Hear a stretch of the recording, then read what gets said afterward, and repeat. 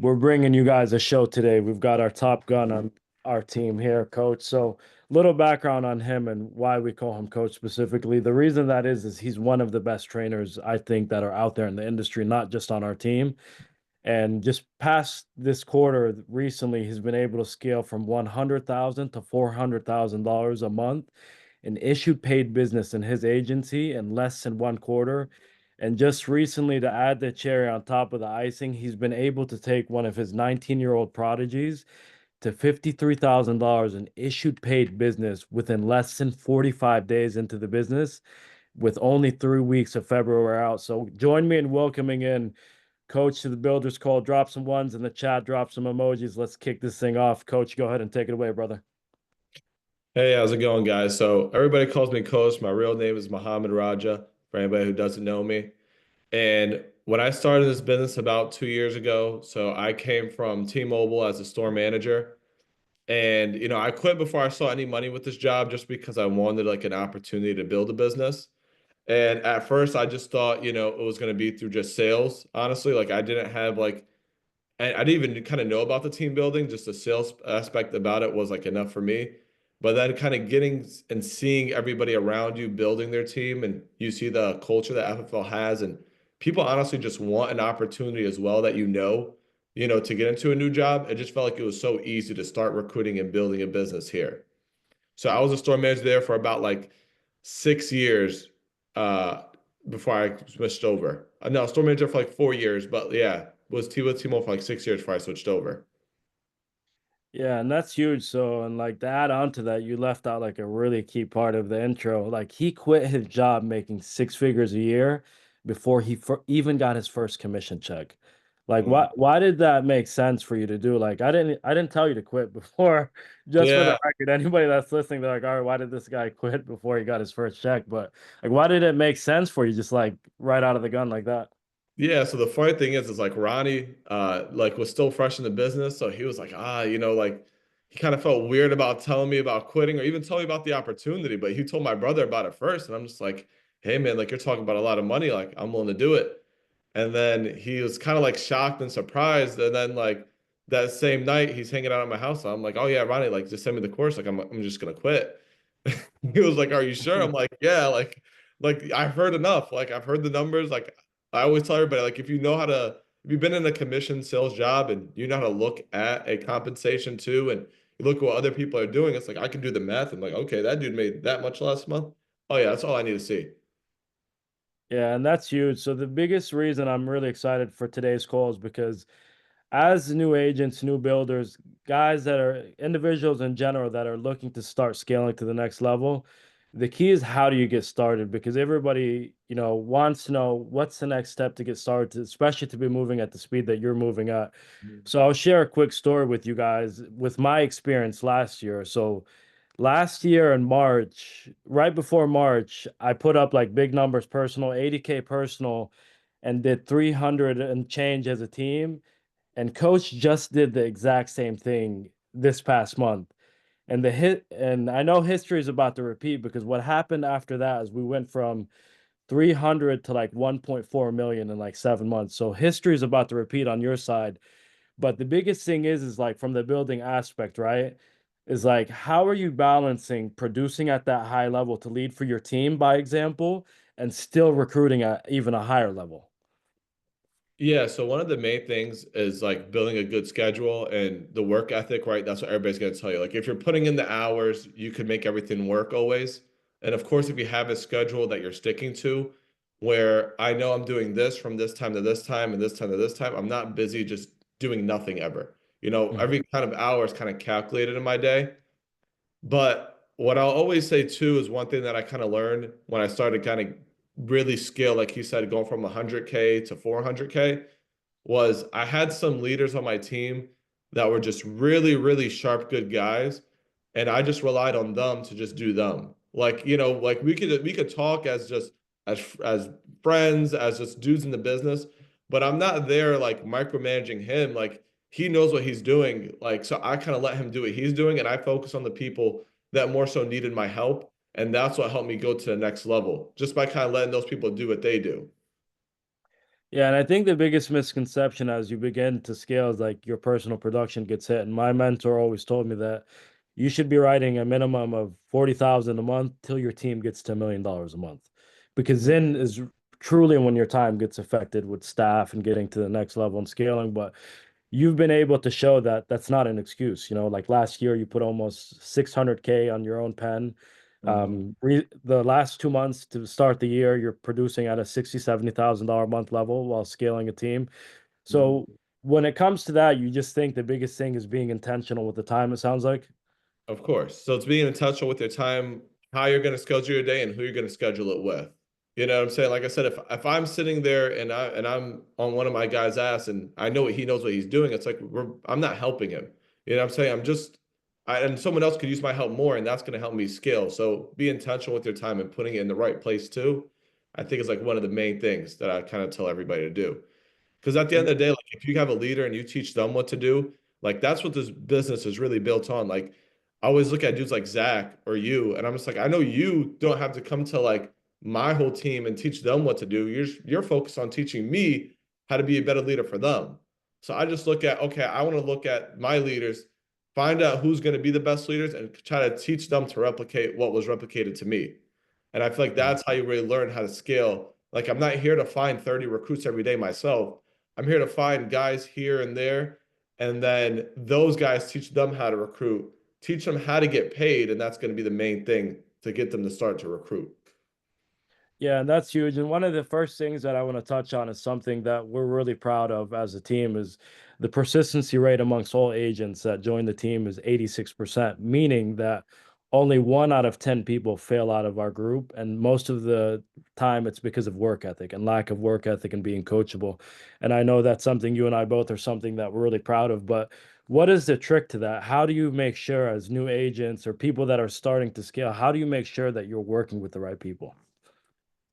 So I always say, like, for example, I had a recent situation where I had a guy who inconsistent with his schedule. You know, every time before I even like have a guy join the team, I go over what your schedule is going to look like and I set the right expectations. So like I Mhm. send them 3 videos, you know, that 3 videos lets me know that, you know, you're willing to listen, you're willing to kind of follow any type of directions or roles, you're coachable, and you know about the business before you join it. Because I think a lot of times people don't know enough about the business, then join it, get caught off guard. And I like people to know exactly what they're getting themselves into. So after Mhm. they do those 3 videos, I then have them join the business overview meeting that we host every Wednesday. And every time after that, I get on a call again on Thursday. So I do an initial call, send them 3 videos, have them join the meeting on Wednesday, then give them another call, see if they have any questions. And usually they told me like any question or concern they had was answered before I Mhm. even spoke to them the second time. Like it was a very, very like warm call the first time, like, you know, just getting to know them, sending them the course. Like, and then that did the rest of the work. I'm only on the phone with them like 10 minutes each call. Mhm. And then That's from there, huge. like So, that schedule that we agree on, like especially like first month, like I'm like, okay, like I need to see you actually working the schedule if you're going to be worth my time. yeah, and that's huge. So if you guys picked up something right there, we're gonna break it down a little bit more on how we recruit like NFL scouts. But if you guys want to hear this next gem, drop some ones in the chat because like this is a game changer. This will assure that you are working with 90% of the correct people, and the ones that are not going to be the right fits for your team are going to weed themselves out. So Mhm. hit on that a little bit more because most people they're like just looking to, okay, I put them in the course, I need another person on my team, like let's get you rolling. We Yeah. don't do that here. We don't want to work with everybody Yeah. because we know that this is not for everybody. So touch on those 3 videos, right? So you're Yeah, saying that you're sending out like a couple steps before to see if that person is coachable before you even have the next conversation, right?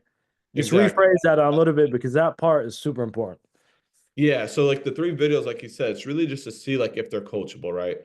Hmm. So if I tell somebody, hey, like watch these 3 videos, let me know if you have any questions, and they're also gonna have you join a call. Like I let them watch those videos, text me back like, hey man, I'm done the videos. Usually they'll send me like, yeah, it was really helpful, 1, 2, and 3. And kind of their response kind of tells me sometimes a lot about them.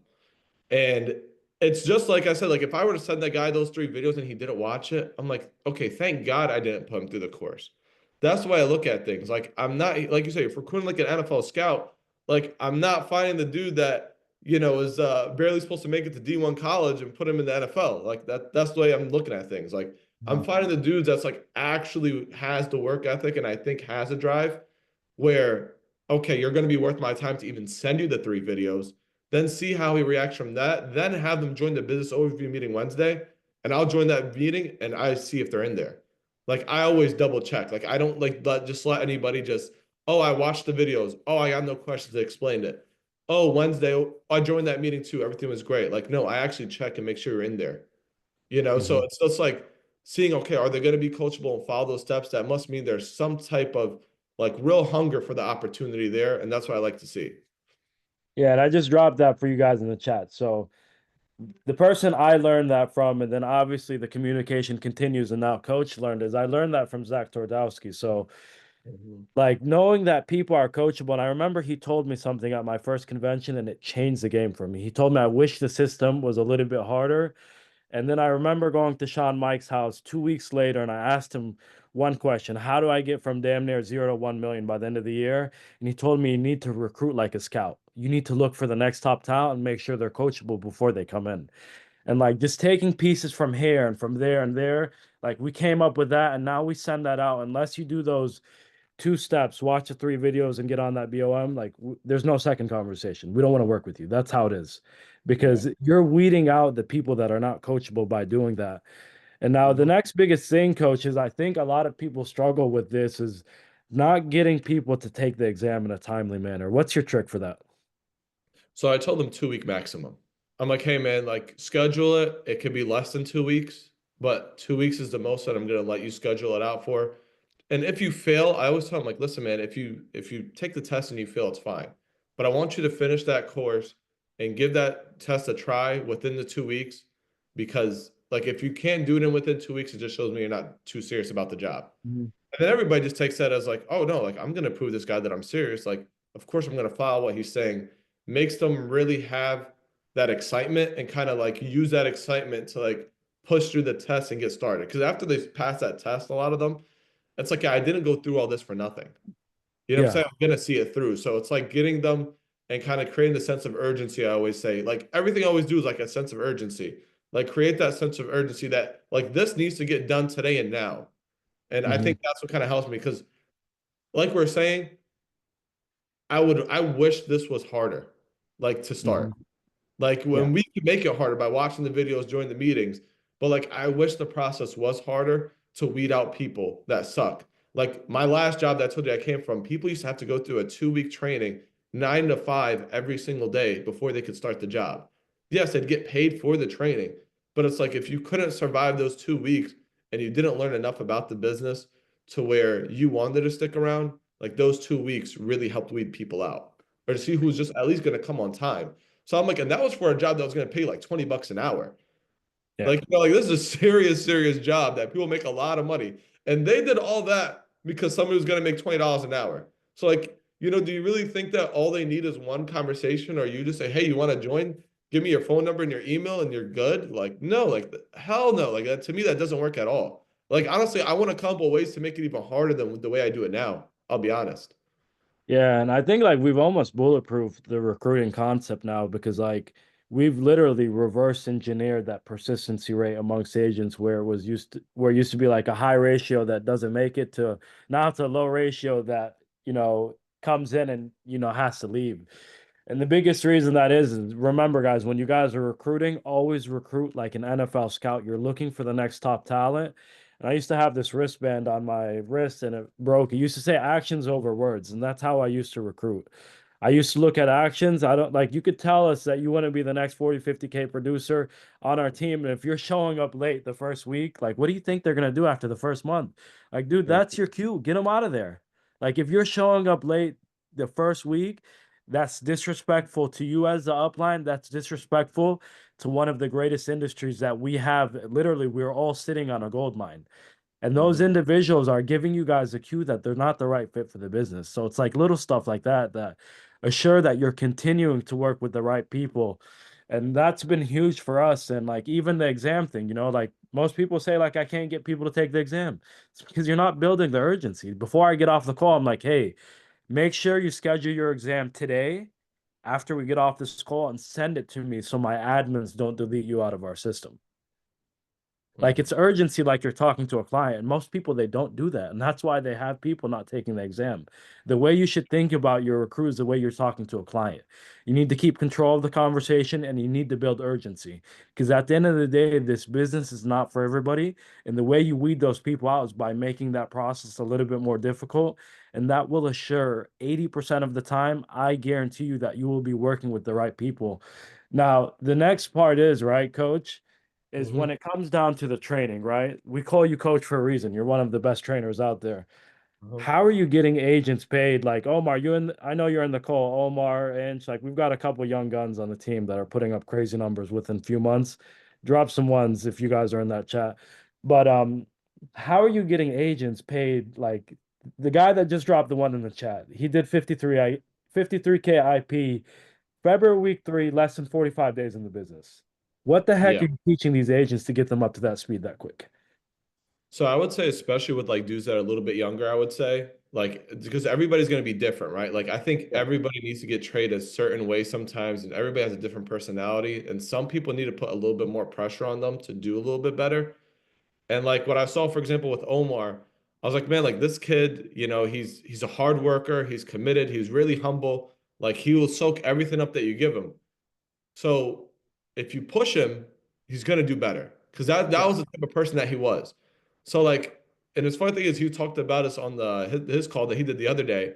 Like he was selling like a couple policies his first week, 2 weeks, and I asked him questions like, "Hey man, like, do you have like any record of where you're keeping them, things like that, stuff like that?" He's like, "Oh no," like he had no recollection of what he sold, nothing. I was like, "All right, like until you figure out your shit, leave the office." I was like, I'm not dealing with you for the rest of the day. He got up, he was pissed. He got up, left the office, came back, was completely organized by tomorrow. Like all his policies were organized, things like that. And I'm like, hey man, like the reason and I told and I explained why I did it to him the next day. And he apologized. He was like, oh, listen, man, like you're right. Like, I'm sorry that I'm not taking it as seriously. And it's like stuff like that, like me just pushing to do things like that. Just like, okay, I gotta take this more seriously. You're right.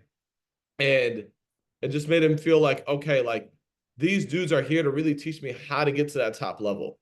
Like some people need that pressure applied on them, and it's either going to make them to a diamond or what is it going to make them into a rock or whatever. Yeah. What's the thing?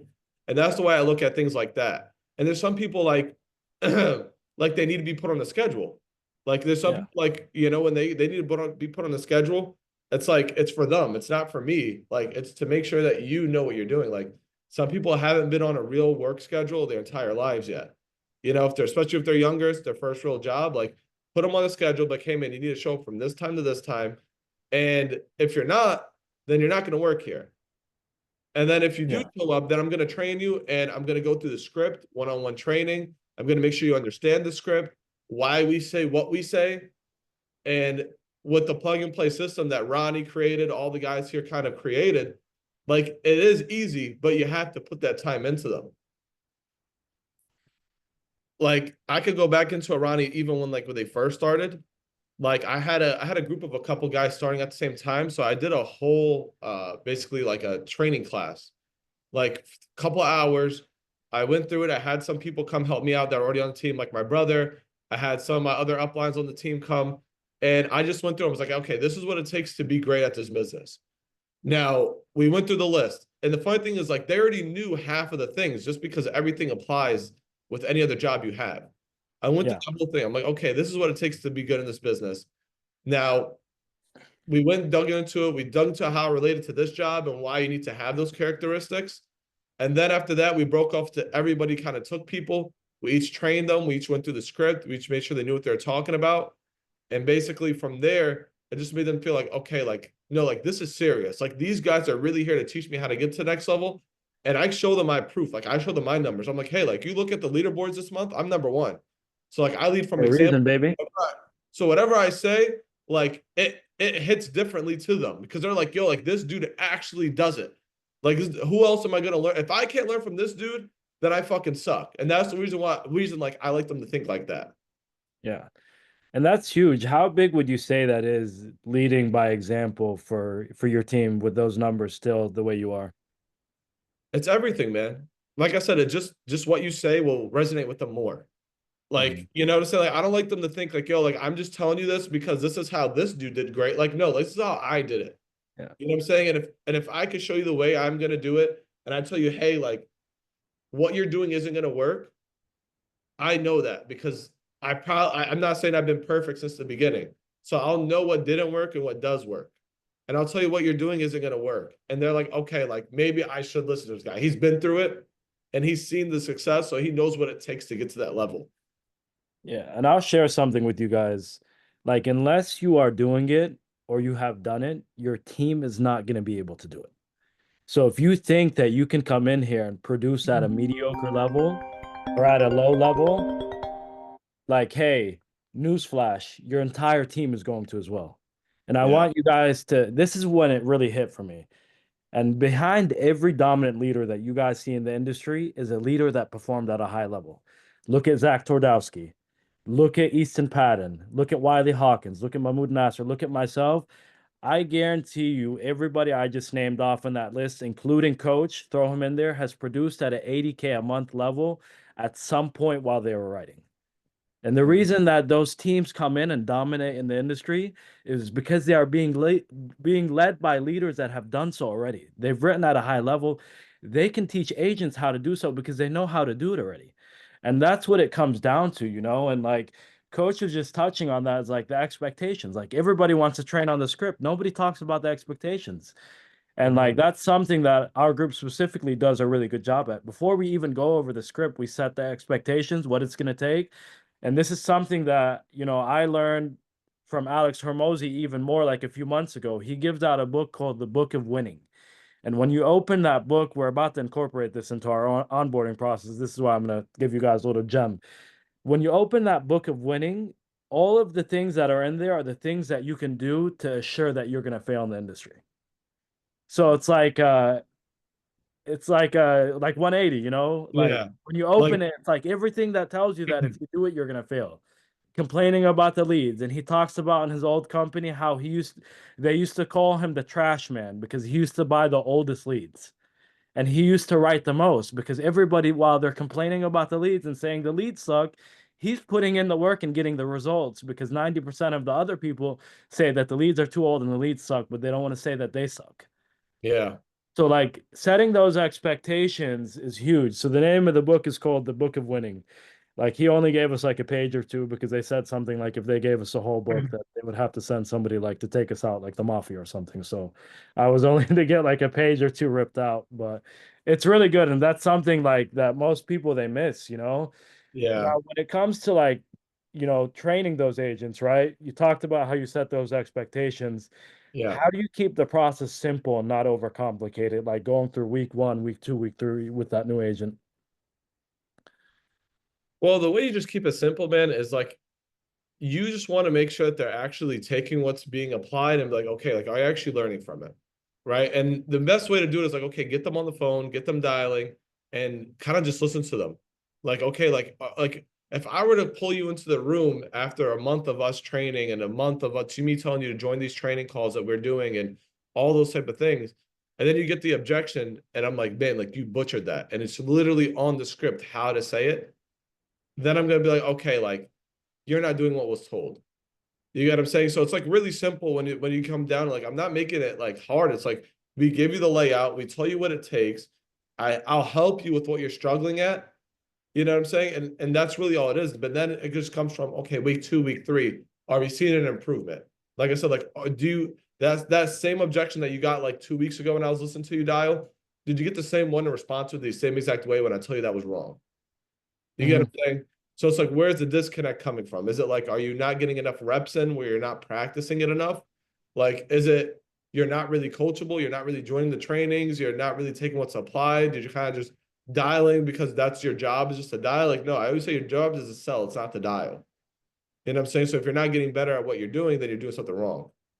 Yeah, and that's huge. Like, and the biggest thing is when training brand new agents is setting a schedule. So we follow a 6 week schedule. If you guys want me to drop in the chat, I have it loaded up, but you guys have to excite me to drop that because that thing is literally it's gold.